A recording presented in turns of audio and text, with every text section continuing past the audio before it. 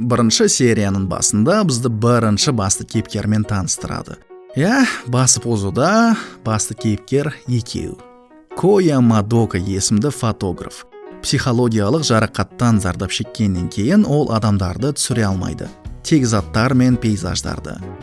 Суретке түсіру қабілетін жоғалтқан фотограф ол жақсы емес екендігі бірден белгілі болады. Сіз үшін қалай екенін білмеймін, бірақ мен бұл жігітті бірден аяп кеттім. Себебі адамдарды суретке түсірге тырысқанда, яғни өз жұмысын орындауға тырысқанда, оның көз алдында оған қарай жақындап жатқан үлкен толқынның бейнесі пайда болады. Оны көргенде байғұс Мадока суретке түсірмек түгілі саусағында қимылдата алмайды.